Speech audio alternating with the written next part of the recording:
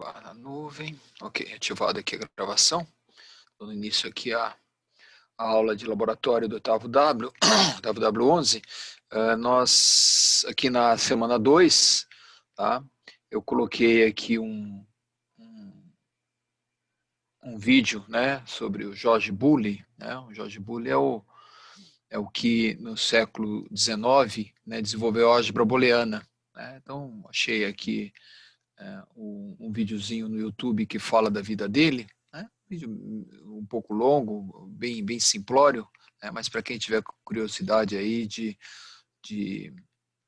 conhecer um pouquinho mais, né? Quem foi esse pesquisador, esse matemático que revolucionou aí a história da computação, né? Ele, no século XIX, ele fez uma programação, ele fez toda uma matemática, né, apenas com dois números, 0 e 1. Né? Obviamente que ele não tinha uma percepção da importância dessa pesquisa na época que ele fez isso. Se tiver curiosidade, né? Não pedi nenhum trabalho em relação a isso, só coloquei como dica aí de uma dica cultural. A gente vai fazer um relatório hoje, né? Então eu vou abrir aqui, compartilhar a apostila, né? E a apostila vai ter uma série de questões aqui, né? Não são todas as questões que eu estou pedindo, tá? Eu estou marcando isso para dia 28, tá? Ao final da semana. Tá? Eu acredito que a maior parte das questões vocês consigam fazer agora. Né? Então, se pegarem uma folha de caderno aí, né? Pode ser manuscrito mesmo, só coloca o nome, uma folha de sulfite, coloca o nome e fazer rapidinho, juntamente comigo, as questões. Né? Eu acredito que não. Eu estou pedindo sempre uma questão além do que eu estou resolvendo. Né? A maior parte das questões dá para fazer com calculadora, não vai ter dificuldade nenhuma aí. Obviamente que não é a ideia não é usar a calculadora, a ideia é usar a calculadora para conferir o resultado, tá? Para a própria calculadora do Windows. Então, estou pedindo aí os exercícios 3.1 a 3.5, né? Estou pedindo para você escolher duas questões. Essas são as questões mesmo de laboratório. Uma delas a gente resolve e a outra vocês puxam. Então, esses 3.7, 3.8, 3.9, 11, 13 e 14. Vamos dar uma olhada, tudo isso é revisão de circuitos digitais. Vamos lembrar que circuitos digitais ele é dividido em duas áreas, em duas partes. Circuitos digitais combinacionais, que trabalham essencialmente com as portas lógicas, AND ou inversão, tá? E tabelas da verdade, né? Que vão representar um determinado circuito combinacional. O circuito combinacional é aquele que pode ser representado por uma tabela da verdade, ou seja, uma relação de entrada determina uma única solução de saída. O circuito sequencial, você tem a realimentação da entrada com a saída. Então você forma, esses circuitos formam circuitos de memória. Por isso que eles são chamados de flip-flops. Você tem três tipos de flip-flop básicos, RS, tipo D e JK, e os circuitos oriundos desses flip-flops formam importantes dispositivos, elementos sequenciais que nós vamos usar muito dentro do microprocessador, dentro da CPU, como, por exemplo, registradores.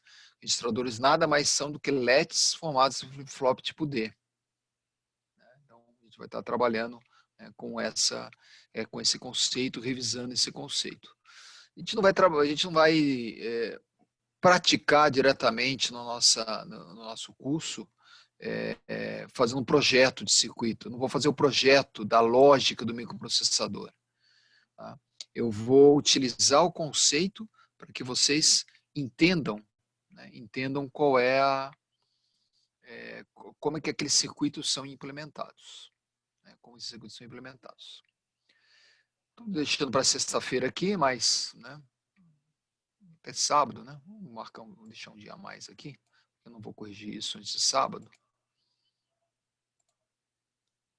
Fica para sábado aqui, aí fica tudo um dia a mais para vocês aí.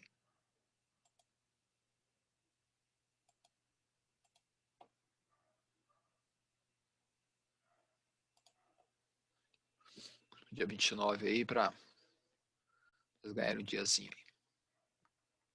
Ok, bom, então esse é o relatório para ser entregue aí. Sugiro vocês já fazerem o relatório agora. Se a gente tivesse em sala de aula, eu não pediria para você entregar na semana seguinte. Tá? Faria isso em sala de aula. Então, eu recomendo que esse processo vocês mantenham aí. Uma outra questão que vocês vão ter que fazer depois, porque não vai dar tempo de a gente fazer tudo nessa aula, tá? Mas isso pode ser feito depois. Vamos lá. Vou compartilhar com vocês a apostila.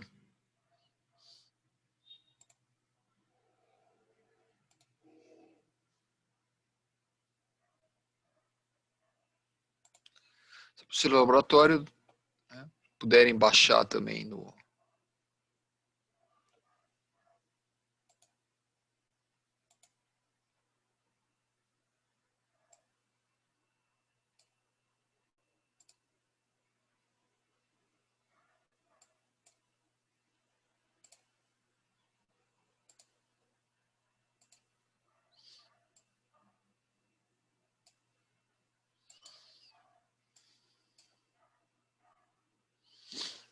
Vamos lá.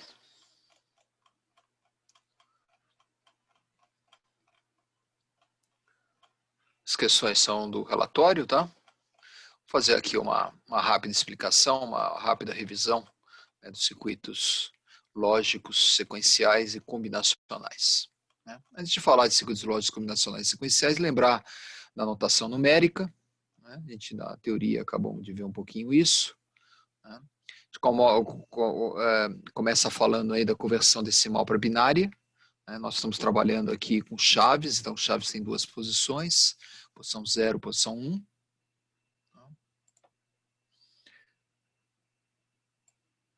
Posição 0 e posição 1. A gente está trabalhando com o sistema digital, porque o nosso elemento principal de controle é o transistor. Então, por isso, né, a importância aí para... Só ajeitar minha tela aqui para...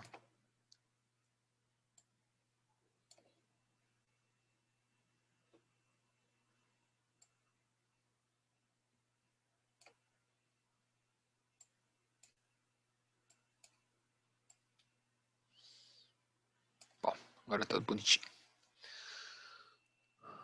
Então, na conversão decimal binária, decimal é a notação humana. Obviamente que a nossa notação é decimal em função do número de dedos que nós temos. Né? Então, os nossos antepassados criaram todo o sistema de contagem, né? Contagem de rebanho, contagem de número de ovelhas, contagem de número de pessoas, né? Baseado na notação do número de dedos da mão. Por isso que nós contamos de 10 em 10.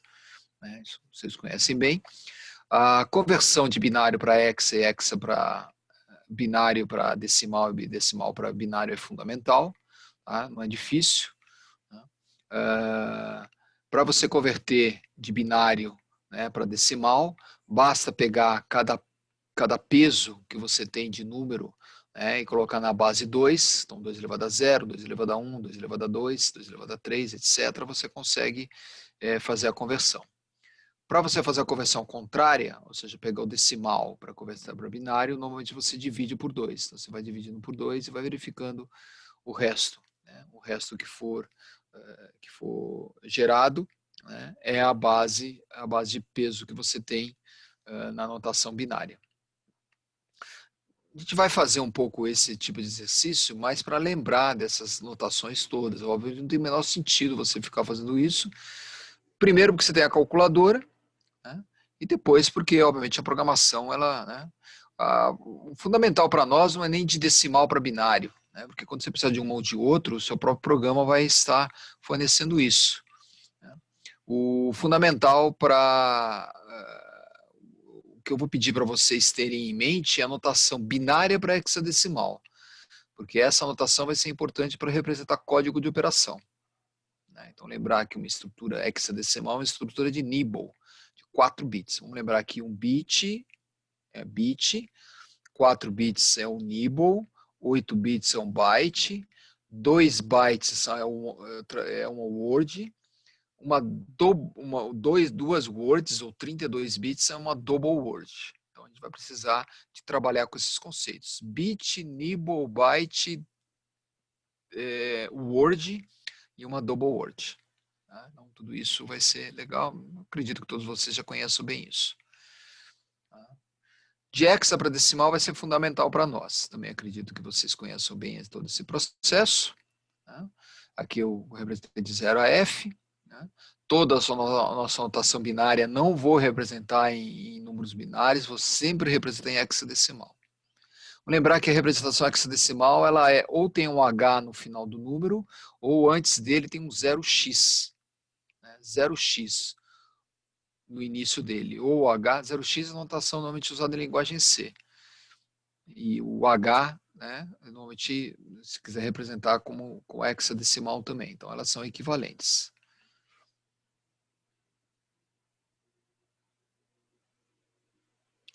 Então, aqui, por exemplo, para você representar esse número aqui, ó, né, ó, esse número aqui se divide de 4 em 4, ó, né, então aqui seria o número C, 6, 8, T,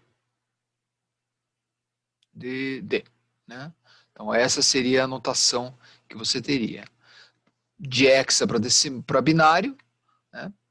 É só verificar cada número hexa qual é o correspondente em binário de 4 bits. Então, 0 seria 4 números zeros, o 5 seria 0101, o A seria 1010, F é tudo 1, 0 é tudo 0, 4 é 0100, 3 é 001 e o C 1100, né? Está aqui em cima, né? Só para vocês poderem fazer isso. É bastante importante esse processo de conversão. Essa eu gostaria que vocês tivessem de cabeça.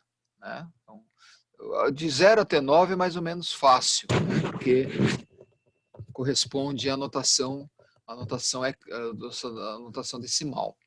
Né? Agora, depois do 9, né, não é o 10. Né? 10 seria na anotação decimal. Né? Depois do 9, o 10 em hexadecimal é A. Então, ele vai de A até F, que seria o número 15, que junto com o 0 dá os 16 números hexadecimais. Conversão de decimal para hexa, normalmente você converte o decimal para binário e depois converte para hexa. Né? De hexa para decimal. Né? Hexadecimal é a mesma coisa. Né? Você converte para binário e de binário converte para hexa. É claro que você vai usar a calculadora, né? Deixa eu ver. Eu acho que não adianta eu ligar a calculadora aqui, que eu acho que ele não compartilha, se eu compartilho o programa, né? Mas vocês podem ligar a calculadora aí, né? Se digitarem calculadora aqui no pesquisar, né? No Windows, né? Ele puxa a calculadora. Só procure pegar a calculadora científica, né? A calculadora que eles chamam de calculadora de programador, para você poder ter todas as anotações adequadas aí. Revisão do sistema lógico, acabei de fazer, né? Combinacional e sequencial. Combinacional é aquele que pode ser representado por tabela da verdade, né? Relações de entrada com saída bem definidas. Né? Vamos lembrar que as portas lógicas, AND, ou exclusivo e NOT, são as 4 portas fundamentais. AND, para você ter 1 na saída, você tem que ter 2 níveis altos na entrada. O OR, para você ter 0 na saída, você precisa ter os 2 níveis 0 na entrada. O exclusivo, normalmente, números diferentes, 0, 1 e 1, 0 dá 0. Números iguais, 0, 0 e 1, 1 dão 1. E o NOT, obviamente, que é a inversão. Eu fiz um resuminho, né? Tanto aqui aqui é importante também a expressão, né? Vou lembrar aqui que numa AND, né, a expressão é A ponto B, ou A vezes B, como prefiro. Né? Numa OU, A mais B. Aqui eu tenho a tabela da verdade, para vocês se recordarem aí, a inversão é bem óbvia, aquele transistor que a gente viu na aula de teoria. Né? A porta NAND nada mais é do que uma AND com invertendo na entrada, então se você pegar a tabela da verdade aqui da AND e inverter ela inteirinha, ela dá uma NAND lá. Ó, 0001, 1110. A mesma coisa a NOW, a O exclusivo, e a coincidência é a invertida da O exclusivo. Né? Coincidência significa, né, que ele vai indicar 1 quando os 2 números forem iguais, por isso que chama coincidência. 00 dá 1, 1 dá 0. Não é uma porta tão conhecida. Tá? Ela é uma porta ou exclusiva invertida, né? Ó, exatamente uma porta ou exclusiva invertida. Por isso tem a bolinha aqui. Lembrando das notações, aqui você tem AND ou inversão. Sempre que você tem uma bolinha na saída, significa que ela é uma lógica invertida. Se quiser um pouquinho mais de informação, coloquei uma fonte aí. E os dois circuitos combinacionais e sequenciais, que é importante que vocês se lembrem. Eu coloquei um exemplo de cada um aqui. Né? Na parte do decodificador, né, a parte do circuito sequencial, combinacional, desculpe, eu coloquei o decodificador. O decodificador 3x8. Né? Que é representado por essa tabela da verdade aqui. Eu vou representar aqui no nosso quadro, então, para que vocês tenham um pouquinho melhor. Isso. E o flip-flop que eu coloquei aqui foi o flip-flop tipo D. Tá? Eu escolhi uma porta que tem 8 flip-flops tipo D, formando uma estrutura que a gente chama de latch. Tá? Formando uma estrutura de latch. Vamos dar uma olhada nessas duas portas. Deixa eu...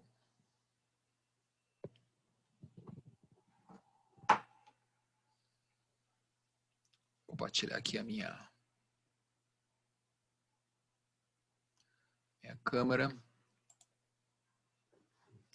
Tira uma imagem. Deu bagunçado aqui o meu. Ok? Então, decodificador 3x8.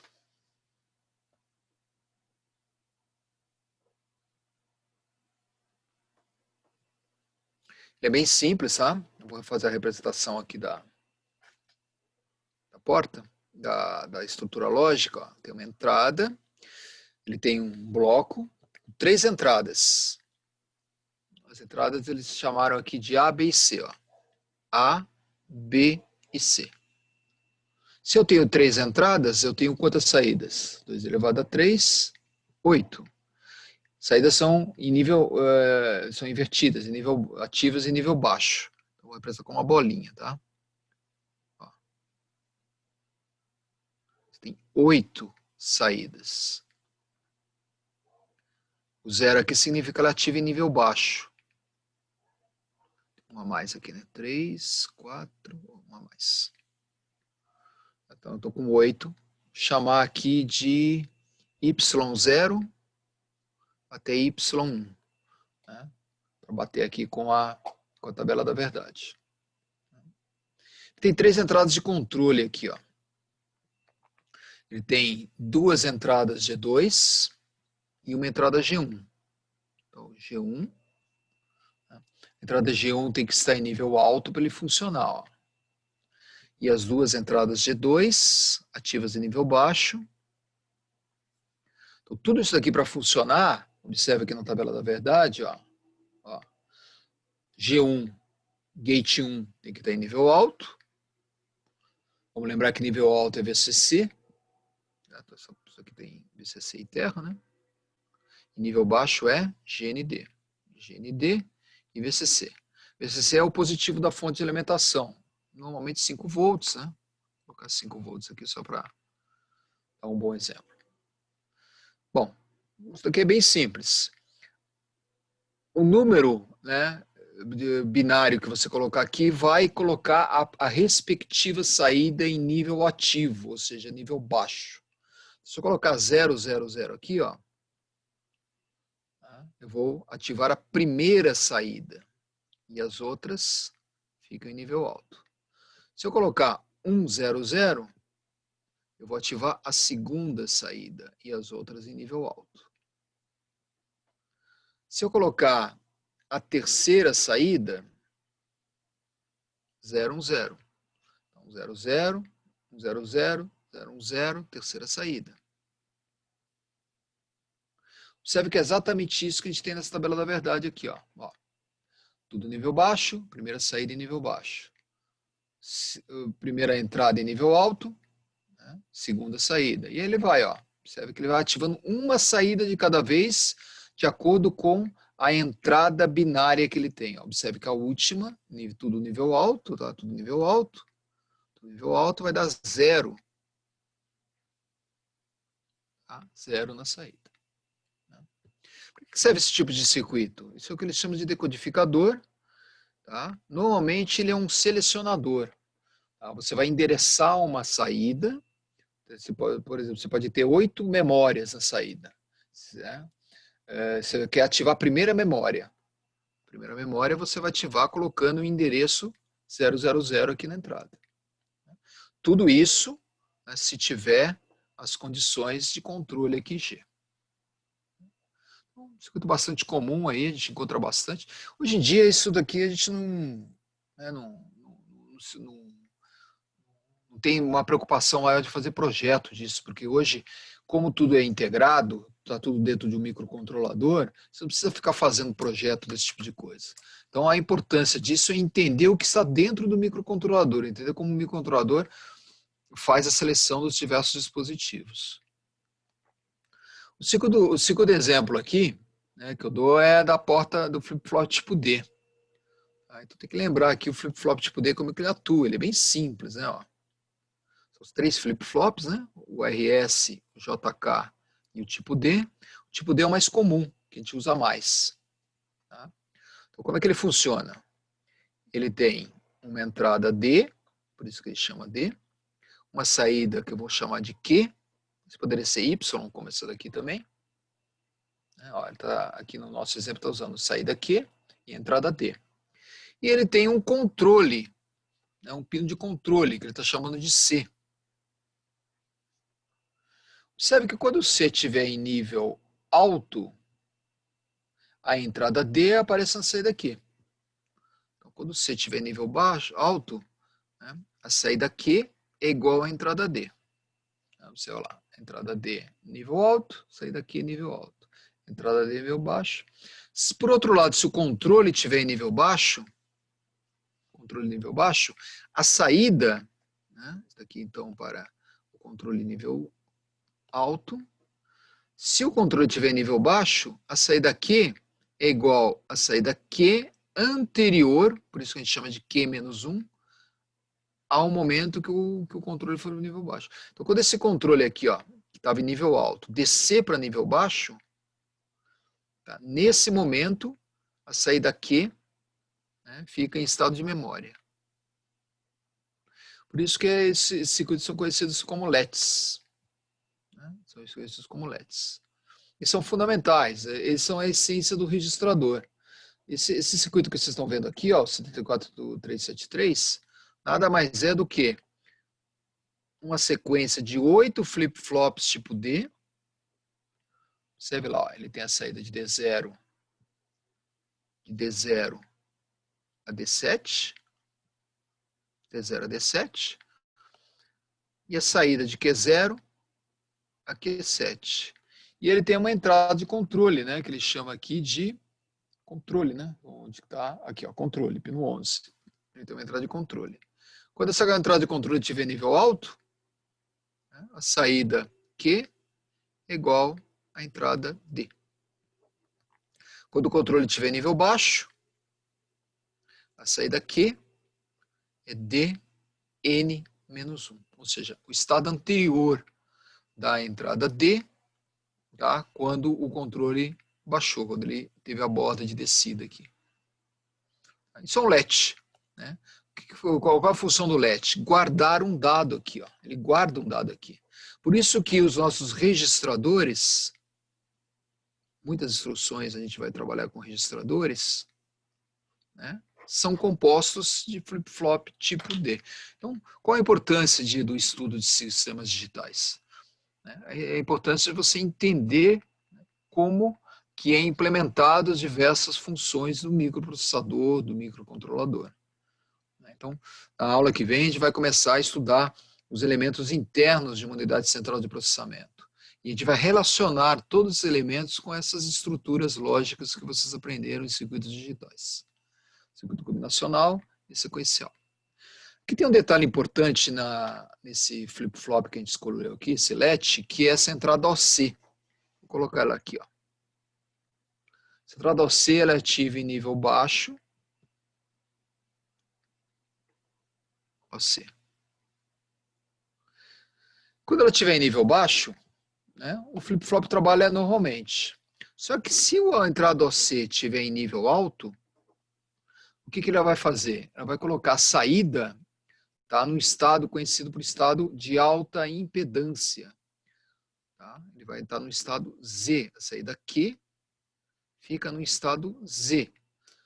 O estado Z é uma saída de alta impedância, ou seja, ela não é nem 0 nem 1, ela é desconectada. Então, em alguns casos, vai ser importante que o meu LED, vai ser importante que o meu LED, né, é importante que esse LED aqui, ó, né, fique em estado de alta impedância. Para isso, a gente trabalha com essa entrada Z aqui.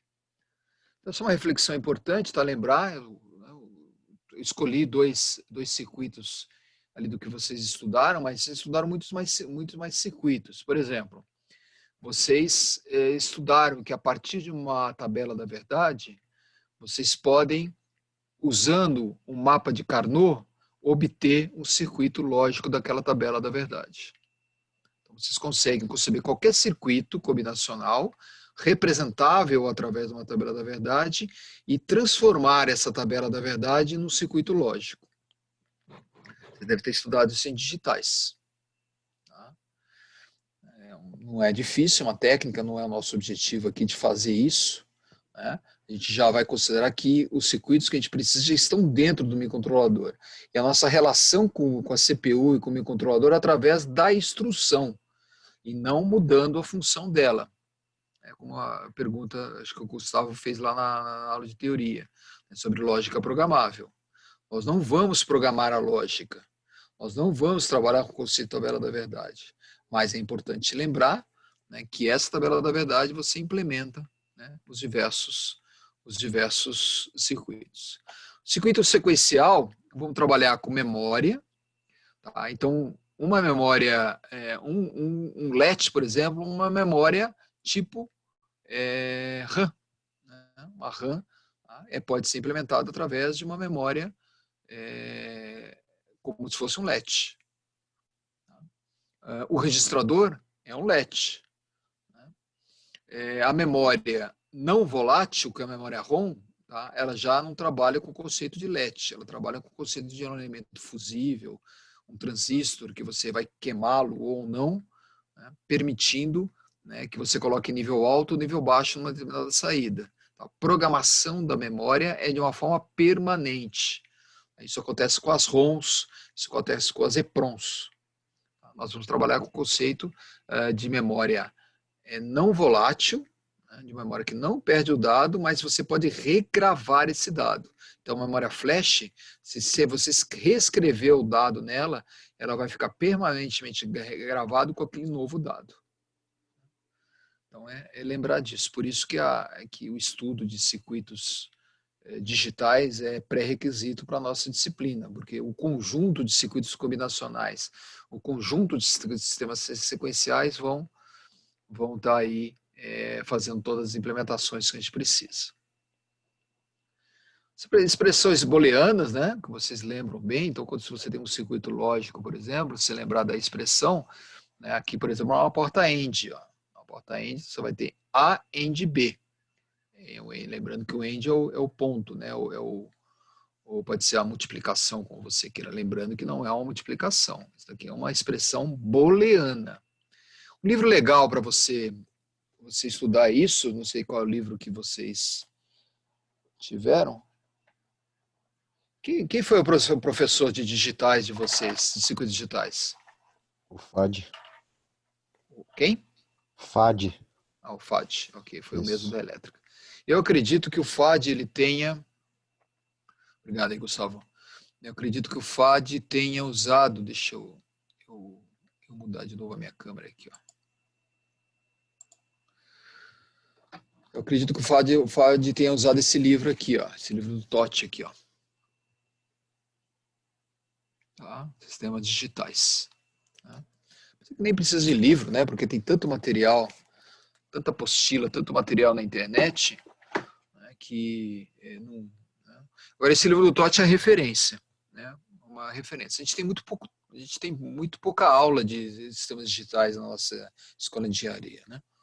Eles abriram algumas horas de circuitos digitais em função de outras disciplinas, principalmente disciplinas mais voltadas ali a negócios, né, empreendedorismo, inovação, que são fundamentais, tá? Fundamentais, né? Hoje a probabilidade do engenheiro ser um administrador é muito maior do que o engenheiro ser um projetista, né? Principalmente um projetista de circuitos digitais.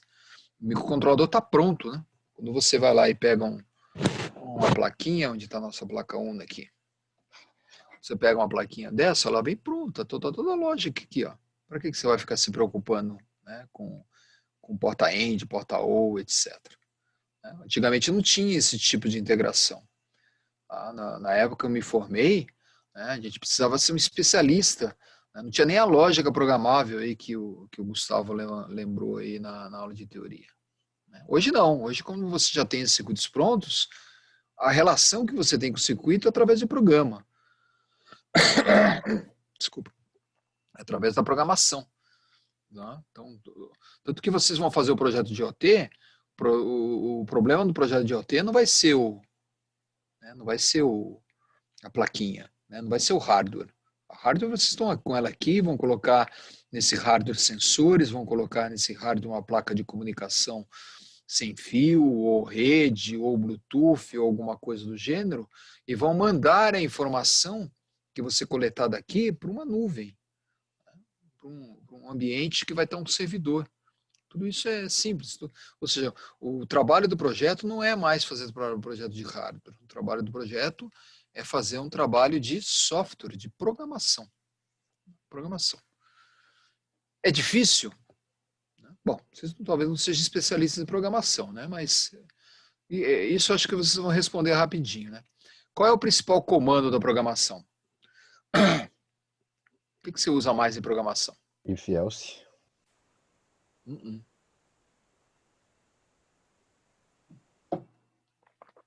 Você vai precisar de um programa de controle para o seu projeto.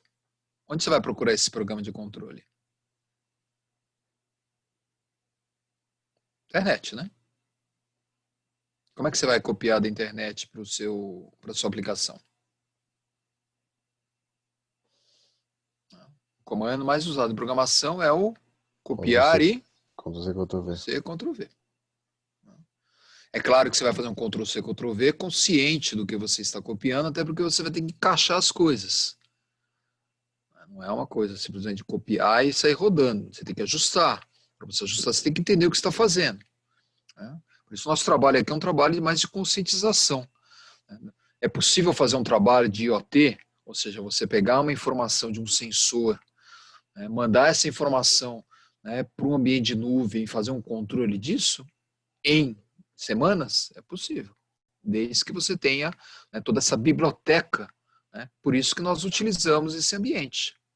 O ambiente Arduino é um ambiente compartilhado, é um ambiente que tem informação à vontade na internet. Falando em projeto, tá, para a semana que vem, eu vou pedir para vocês formarem grupos, tá, do projeto, já para a gente começar a trabalhar com a ideia do projeto, na semana que vem.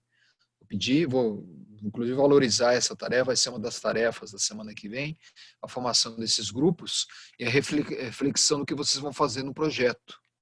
Tá? Então, nós estamos aqui, acho que com 14 alunos nessa sala, uma sala com um número bom, né? Não é um número baixo, não é um número alto, um número ideal para se dar aula, né? Principalmente presencialmente. Né? A gente conseguiria dar uma aula, né? Muito boa, né? Que daria um equilíbrio econômico no curso, mas ao mesmo tempo daria um equilíbrio pedagógico aí, né? Para a gente poder. Tá? Então, peço para vocês formarem grupos aí de 3 a 5, né? De 3 a 5 pessoas, para a gente não ter mais que 4 grupos. Né? Então, vocês podem formar, verifique aí. Vocês são da mesma turma, acredito. Acho que só tinha um de vocês que falou que não era da turma. Né? Então, havendo dificuldade, a gente encaixa, né?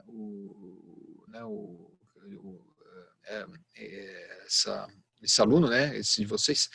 Quem é que não é da turma? Poderia se identificar aí?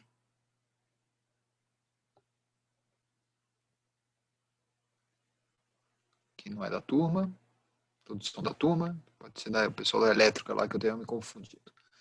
Né? Então vocês se conhecem, então fica muito fácil de você formar esses grupos. Né? Fica muito fácil formar Só o esses Luiz grupos. Gustavo que tá fora da sala, o resto a gente tá sempre junto. Luiz Gustavo, né? Luiz Gustavo, né? Certo. Isso. Certo. Ok, Gustavo, obrigado aí pela informação.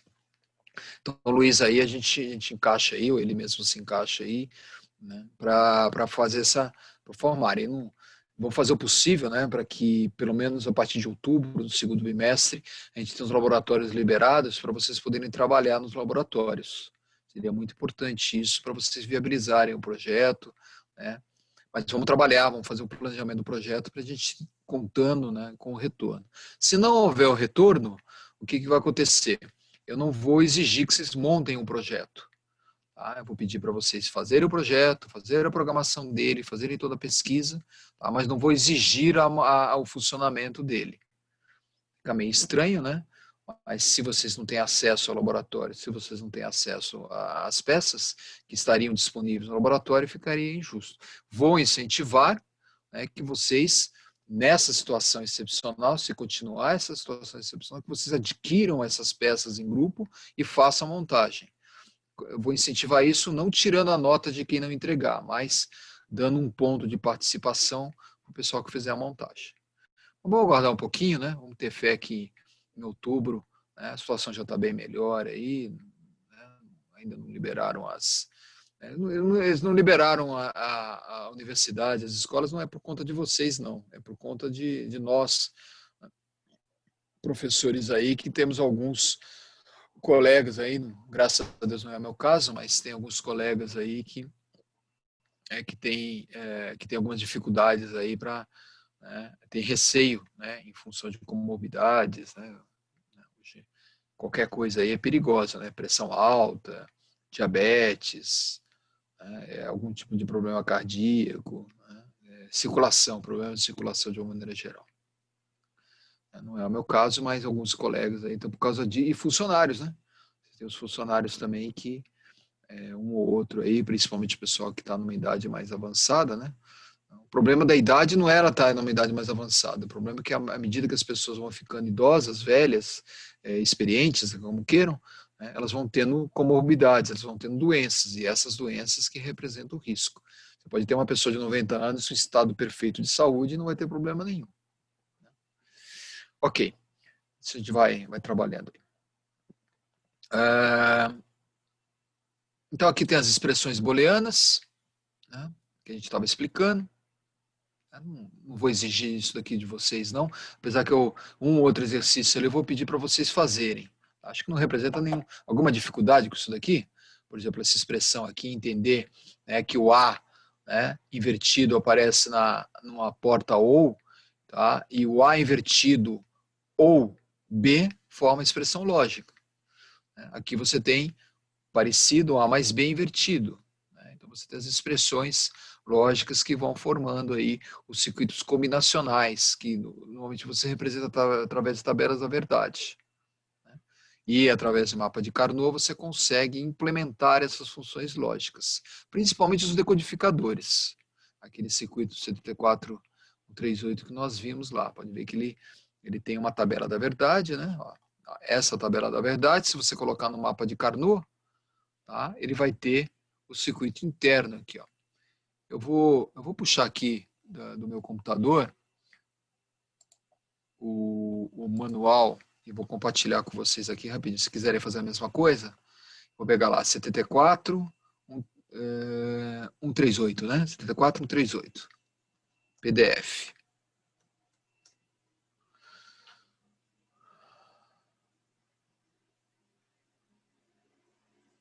Deixa eu pegar aqui o circuito PDF.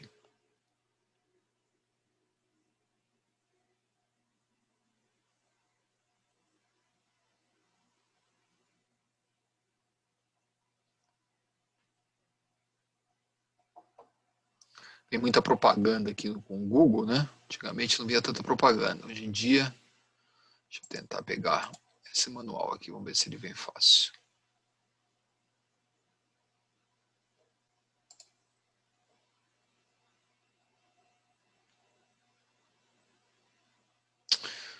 que eu vou compartilhar a tela com vocês aqui, ó. Peguei aqui o manual do 7438 da Fairchild. Tá? Deixa eu compartilhar a tela aqui, ó. Aqui. Ó, essa daqui é o manual do 74138, ó. 74138. Esse LS, vamos lembrar que ele é uma linha low-Schottky, né? Você tem as famílias lógicas. Você tem TTL, você tem a Schottky, a low-Schottky, a família CMOS. Né? Então, essas letras vão mudando de acordo com a família lógica que você está trabalhando. Né? E aqui você tem, ó, exatamente aquela tabela da verdade que a gente acabou de ver. Né? Aqui a representação lógica. E aqui você tem o circuito, ó. Vou dar um zoom aqui para... Se você pegar essa tabela da verdade aqui, ó, essa tabela da verdade, e usar a mapa de Carnot nela, você vai chegar num circuito parecido com esse daqui. Parecido com esse. Hoje isso é feito? Não, hoje isso não é mais feito. Né? Hoje você está tudo dentro do microcontrolador, você não precisa se preocupar com isso. Não sei que você queira um sistema especial dedicado, mas mesmo quando você quiser um sistema dedicado, você vai pegar lá o Xilinx, você vai pegar o FPGA, você vai pegar o VDHL, aquelas programações que vocês viram, e vão configurar o sistema. Né? Não vão mais ficar fazendo mapa de Carnot. Né? Então, todo esse conhecimento de digitais, na verdade, ele serve para você entender como as coisas são feitas hoje, não para você, na prática, fazer o projeto. Tá? Vou dar o compartilhamento lá da apostila, para a gente evoluir aqui, que senão a gente não acaba a aula hoje.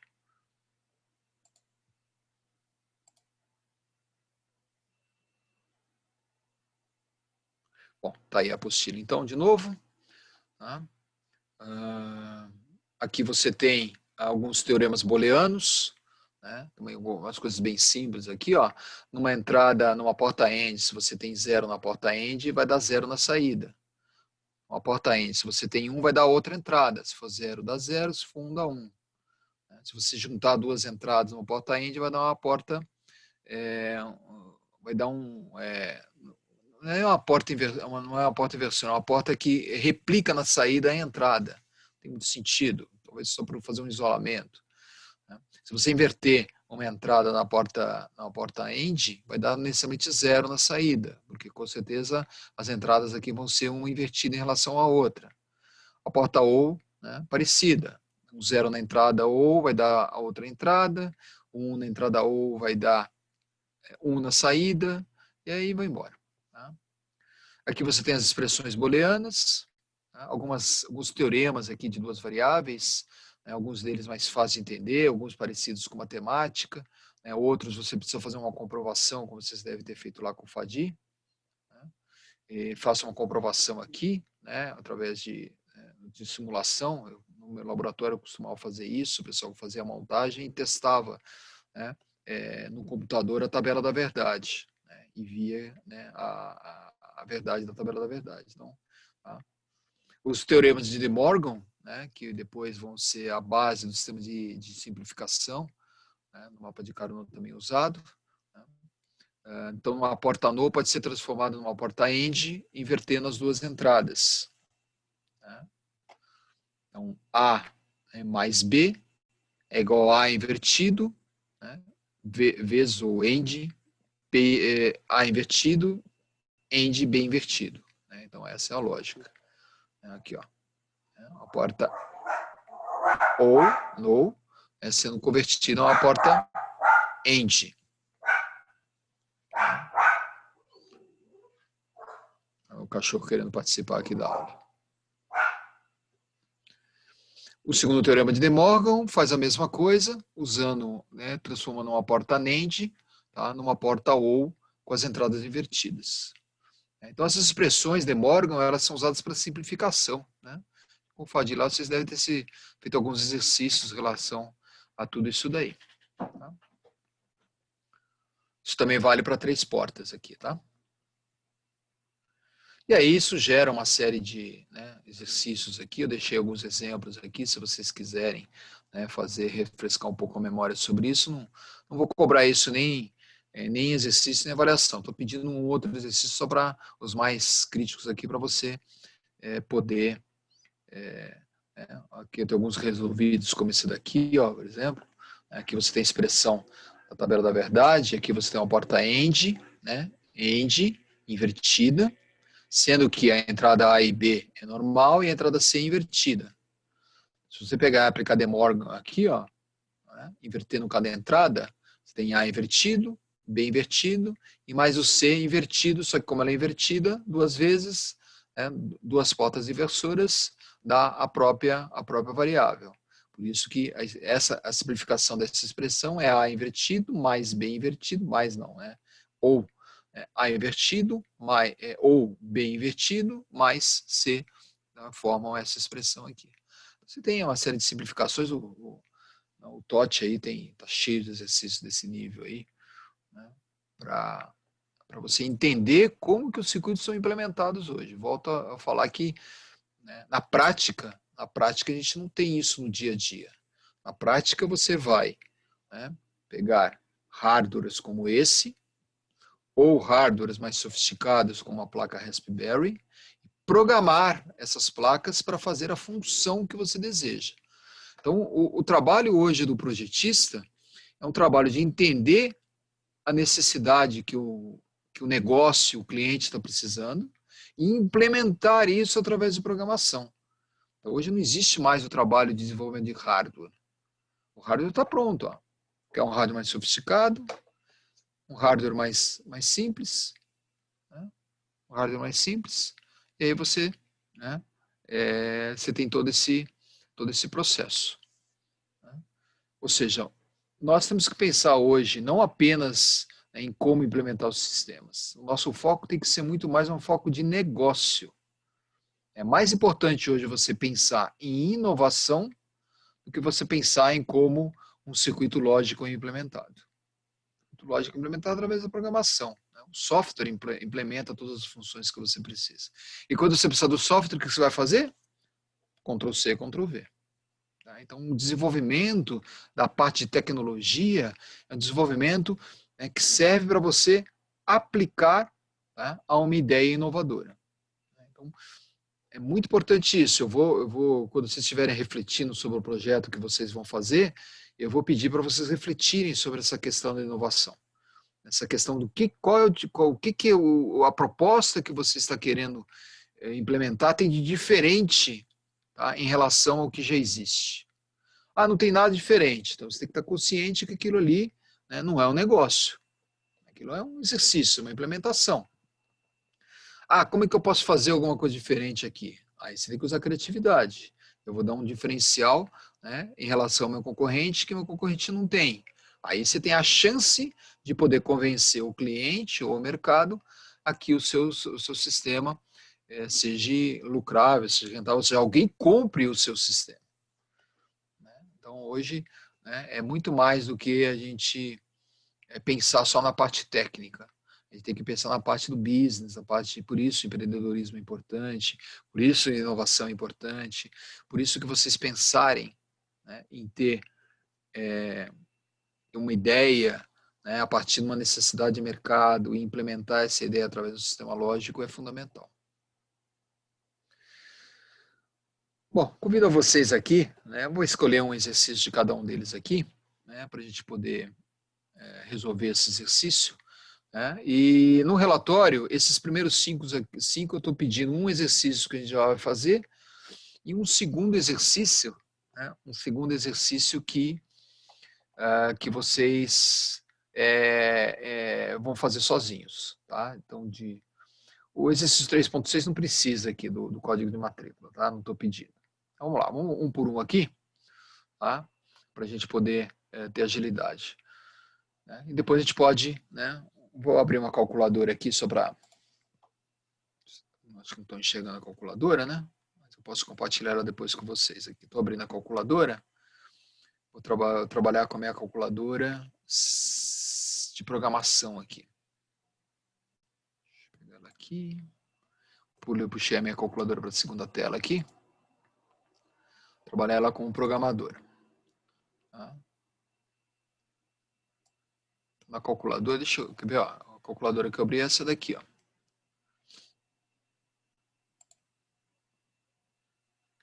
Essa calculadora aqui, ó, que vocês podem abrir também, ó, tá? E nessa calculadora você tem lá as funções, né, end, você tem ó, todas as notações em hexadecimal, ó, de A até F, tá?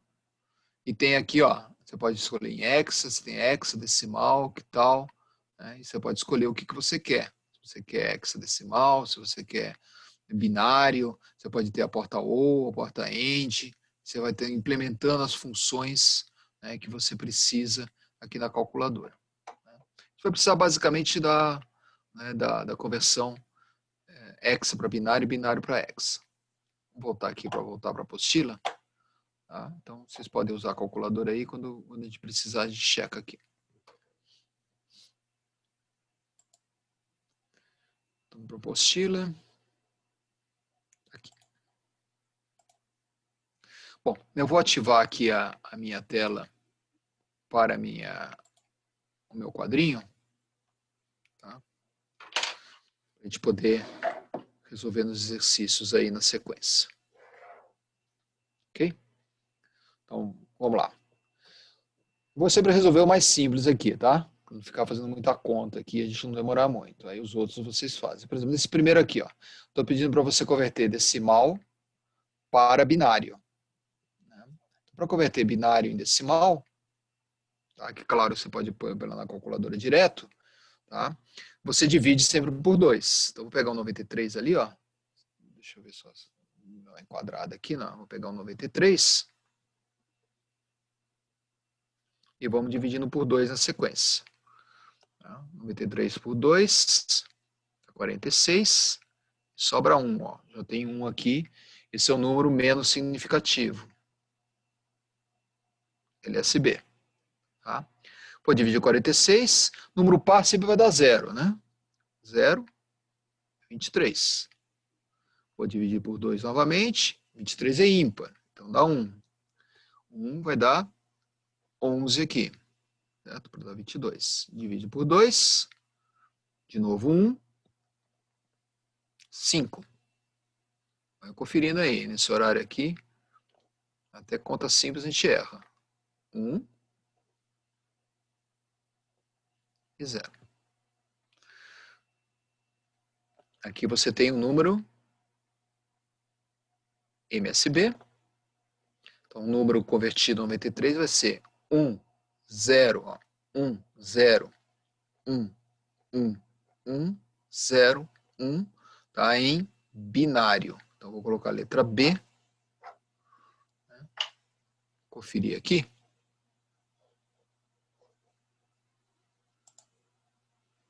Noventa e três em hexa, em binário. Ó. Vou colocar um 0 a mais aqui, ó, só para formar os 8 bits, tá? 1, 0, 1, 1, 1, sequência de 3 uns, 0, 1, 0. Perfeito, bateu certinho com a calculadora. Tá? Claro que isso aqui não tem sentido. A ideia aqui é você saber como que a conta é feita. É igual tirar a raiz quadrada, né? Um dia todos nós sabíamos tirar uma raiz quadrada na mão. Né? Depois disso, né, a gente esqueceu. Talvez alguns de vocês nunca tenham tirado uma raiz quadrada. Eu sou da época que até seno e cosseno a gente fazia na mão. Né? A gente tinha lá uma metodologia que a gente fazia tudo isso. Bom, vocês escolhem aqui um outro número, tá? Pode ser o 93, obviamente, vai pegar o 10.459, que eu vou ficar dividindo por 2 ali. Né? Eu só vou pedir para vocês mostrarem a conta, tá? Por isso, algum de vocês aí perguntou, dá para fazer digitado? Dá para fazer digitado, mas quando tiver que desenvolver a conta, eu vou pedir para vocês desenvolverem a conta, né? Nem que você desenvolva a conta lá, bate uma foto e insere lá no seu arquivo, não tem problema não. Mas, né? Bom, a conversão de binário para decimal é exatamente o contrário. Tá? Esse é mais fácil, né? Esse é de peso. Vou fazer aqui no cantinho, ó. Vou pegar o primeiro aqui, ó. 1, 0, 1, 1, binário. Como é que a gente converte em decimal? Aqui, né? Ó. 1, 0, 1, 1, binário. Tá? 2 elevado a 1 2 elevado a 2. 2 elevado a 3 eu não vou considerar. E 2 elevado a 4. Desculpa, é 2 elevado a 0, primeiro aqui, desculpa.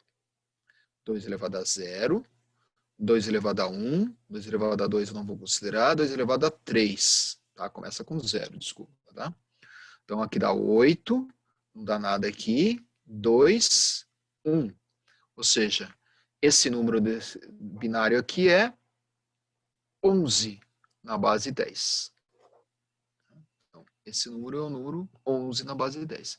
Esse número em hexa é um número B. Né? O 11 é o número B. É o número B. Ó. Tá? 0xB. Tá? Não 8, tá? B. B de bola. Faz a mesma coisa, né? Com esse segundo. Tá? Faz né? Escolhe mais um aqui e coloca no relatório. Converter de binário para hexa, essa é uma obrigação que tem que fazer de cabeça isso, tá? Então, eu vou fazer o primeiro aqui, vocês escolhem mais um. Esse daqui é o 3.1, tá? Esse daqui é o 3.2, então, a zona isso daqui, né? 3.3, tá? 3.3, vou pegar o primeiro aqui de novo, ó. 0, 1, 0, 0, 0, 0, 1, 1, binário, tá? Então, para fazer a conversão em hexa, você divide em 2, divide em nibble. Tá? Então, você pega aqui de 4 em 4 bits, ó, os 4 bits menos significativos, os 4 bits mais significativos. Esse número é o número 3. Tá? Fazer de cabeça. Tá? Aqui tem que fazer de cabeça. E esse daqui é o número 4. Então, esse número aqui, binário, tá? É o número 43 em hexa. Observe o número hexa como eu representei, 0x. Tá? Certo? 43 em hexa. Tá bom? Aí você, né, escolhe mais um aí para fazer. Né? Pega esse último aqui, ó, de fazer de cabeça aqui, ó. C4. E C. C3. 7, 1. Tá? Então é importante. Qual a importância disso? A importância disso é a simplificação, né, dos códigos de operação. Porque a gente vai estar sempre trabalhando com estruturas de 8 bits. Eu vou ver a semana que vem que a gente vai trabalhar com bytes. Então, a representação desses bytes, tá, é importante que eles fiquem aqui. Né? Estou gravando a aula, né? Tô. Lembre sempre de acionar a gravação, por favor. Hein? Vamos lá. O 3.4. Esse é 3.3. Vou pôr o 3.4 aqui no cantinho. 3.4, tá? Aqui é fazer o contrário, tá? Vou pegar aqui o A5, ó, vou pegar o A5, tá? Poderia ter representado com hexa na frente também, ó. Vou pegar o A5 e converter. Como que é o A? 1, 0, 1, 0. 5, 0, 1, 0, 1. E coloca o binário aqui. Obviamente que você confere depois na calculadora, né? Mas eu pediria para vocês fazerem isso manuscrito, tá? Fazer manuscrito para poder fazer essa divisão e tudo mais, tá? Então, aqui até o 3.5 façam manuscrito aí, escolhendo 2 exercícios. Bom, o exercício 3.5, tá? É um exercício que você vai converter decimal em hexa. Então, para você converter decimal em hexa, você tem que converter decimal em binário, e do binário você converter em hexa. Tá? Escolher o que é o mais simples aqui, ó. O 102. 3.5. Aí dá para enxergar, né? 3.5. O número é o número 102. Tá? 102. Tem um pouquinho de conta aqui, mas é rápido, ó. Divide por 2, 51, 0. Tá? Esse primeiro é o LSB. O LSB é o menos significativo. Divide por 2, 25, 1. Então, 0, 1, divide por 2, 12, 1. Sempre que for ímpar, dá resto 1. 2, agora é par, 6, 0. 2, 3, 0. 2, 1, 1. E esse 1 é o mais significativo.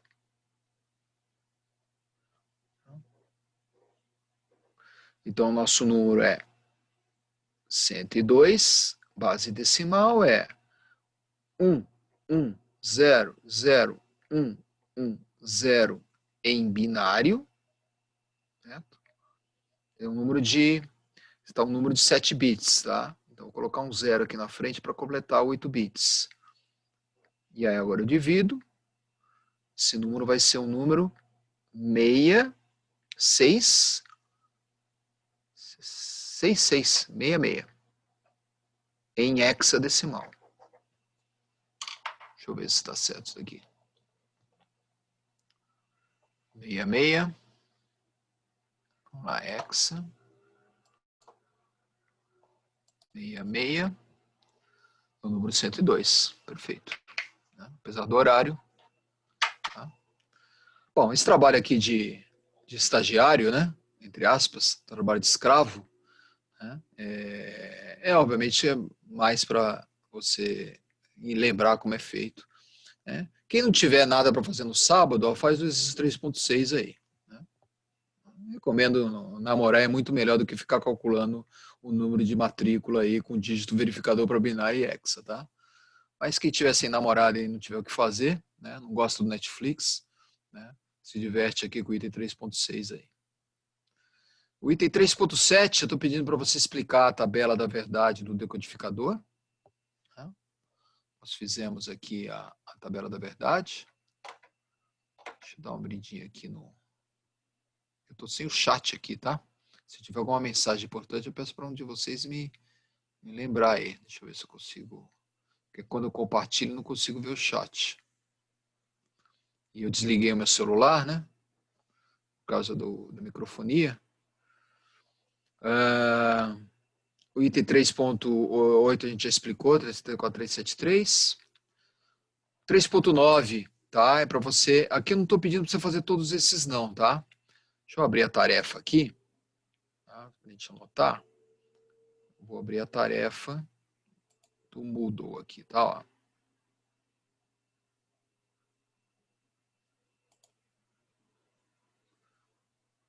No Moodle eu estou pedindo para você fazer o exercício 3.7, 3.7, 3.8, 3.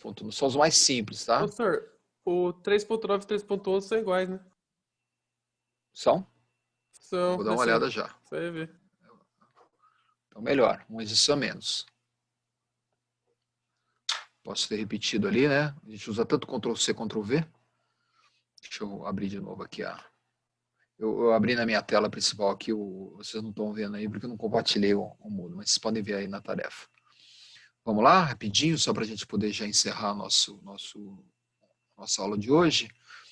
O 3.8, tá? Então 3.7, 3.8 é importante para você relembrar ali o decodificador. Então coloca a tabela da verdade. Se vocês quiserem esse exercício, fazer um print, o Ctrl+C, Ctrl+V aqui só abram um manualzinho dele, tá? E copiem a tabela. Tá? Explicar o conceito. Isso daqui é uma coisa importante, eu não sei se vocês se lembram, né? Eu acabei de falar. Né? O que é o conceito de memória? O conceito de memória é quando você tem ali o pino de controle, tá? Ativo em nível baixo, e ele memoriza, ele preserva o valor de saída. E o tri-state é quando você tem o pino de tri-state ativado, você deixa a saída em nível de alta impedância, ou seja, ela fica desconectada. Isso é muito importante. Tá? Se você pegar aqui, é esses dois conceitos aqui, ó, que a gente viu aqui. Ó. Esses dois conceitos aqui. Ó. Aqui é o estado de memória. Ó. Estado de memória, esse daqui. Ó.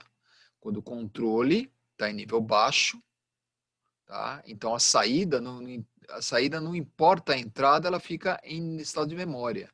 Então, controle nível baixo, a saída não muda. Ela fica igual sempre. Diferente do controle de nível alto, que a saída fica igual à entrada. Ó. Agora, tri-state, o que é? Quando você coloca o controle de tri-state, no caso em nível baixo, nível alto, high, né, 1, a saída fica desconectada. Então, se você colocar um osciloscópio, colocar um multímetro, você vai ver que você não vai medir nada. É como se tivesse um circuito aberto, um circuito de alta impedância. Isso é muito importante em alguns casos, para você desconectar o circuito. Tá? Então, é importante você refletir sobre isso daí. Havendo dúvida, né, o professor Google aí ajuda bastante. Tá? O TOT mais ainda, né, mas ficar lendo aquele livro monstruoso ali para fazer um relatório é complicado. Olha lá, 3.11, 3.11, tá? 3.10, não estou pedindo, então esse daqui é maiorzinho, se quiser fazer, fica à vontade, tá? Eu estou pedindo para você achar a expressão disso daqui, ó. Certo? É complicado, ó. C, né, o X aqui, eu vou pegar aqui, ó. 3.11. Tá, ó, saída X. Desce mais um Saída... pouquinho a papel aí, professor. Não dá pra ver. Ah, desculpa. Vendo? Ok? Desculpa, obrigado aí. Olha lá, X. X é a nossa saída aqui, ó. Obrigado, Dixon. X é a saída aqui, ó. Então, X vai ser igual à entrada C. Certo? No caso, é uma porta END. Então, eu vou usar, né, o ponto aqui para representar END. A segunda entrada é B. Então, B. A terceira entrada, ela já vem de uma lógica. Que lógica é essa? Que lógica é essa? Ela vai ser uma lógica. Vamos lá, vou colocar aqui do lado, vou montar a lógica e depois eu passo para cá, tá? A mais B invertido, certo? A mais B invertido, certo? A invertido, B invertido, vou colocar o mais como sendo ou, e inverto tudo isso. Tá? Então, isso daqui vou colocar entre parênteses, A mais B invertido, tudo invertido, porque é uma porta no, ó, uma porta no como inversora. A expressão fica assim. Tá? Se tivesse que fazer a tabela da verdade, né?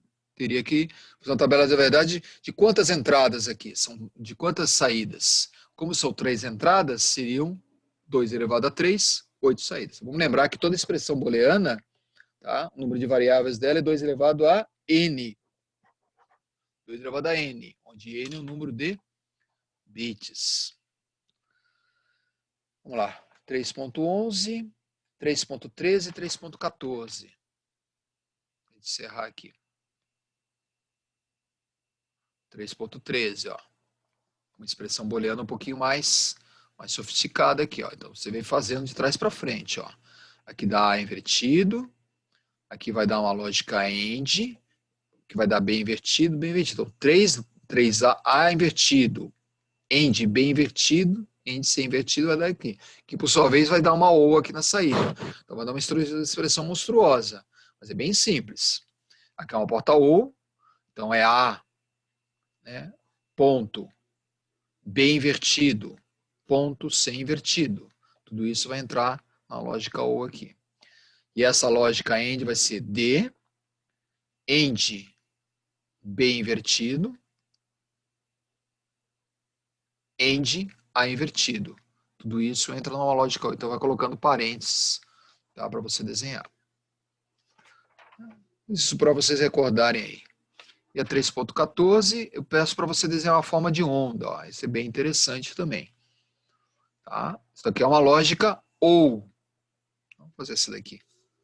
Vamos encerrar aqui. Chave de ouro a nossa aula. 3.14. Tá? Isso aqui é uma lógica OU. Lógica OU diz o quê? Que quando tiver uma entrada em nível alto, a saída vai estar em nível alto.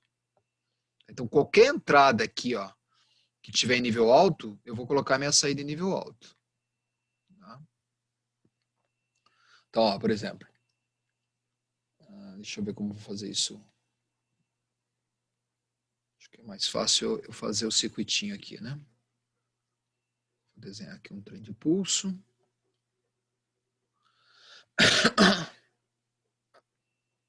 Aqui. Aí eu tenho um trem de pulso aqui. Outro trem de pulso aqui no meio.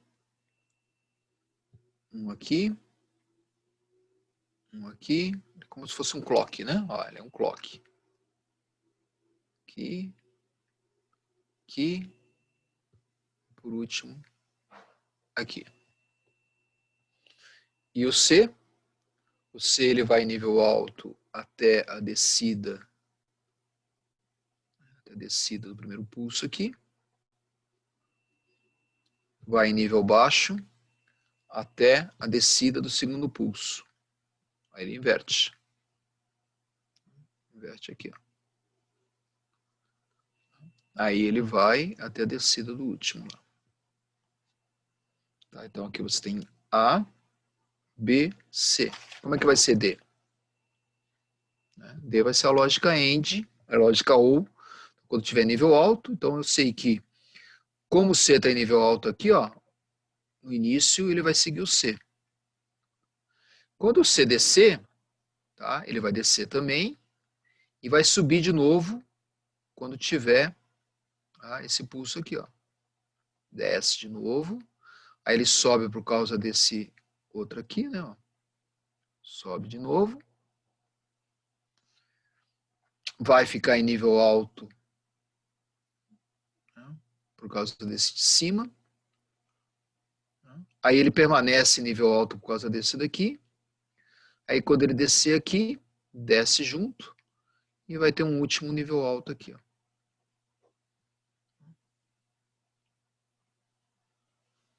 Ficou meio tumultuado aí, mas quando vocês fizerem, tá? Quando vocês fizerem, né,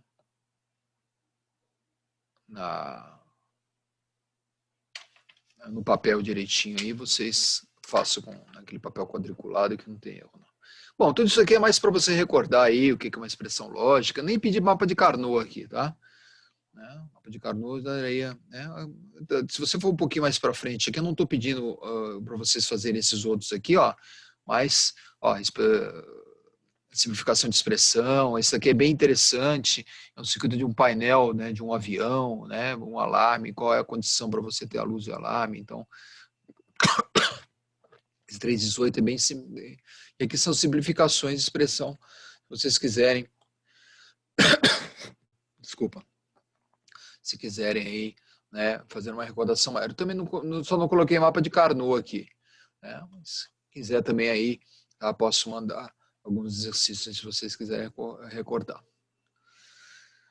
Qual o objetivo disso, né? Vocês relembrarem os conceitos de eletrônica combinal sequencial, combinacional, eletrônica digital combinacional, eletrônica digital sequencial, para poder compreender melhor o que a gente vai começar a dar a partir da aula que vem, né? Esse é o nosso pré-requisito. Eu só peço um nível no laboratório, tá? Para o pessoal da elétrica, normalmente lá na elétrica, o coordenador ele pede para que a primeira avaliação sempre tenha 20% do pré-requisito, né? O Rodrigo ele sempre pede isso para a galera, né?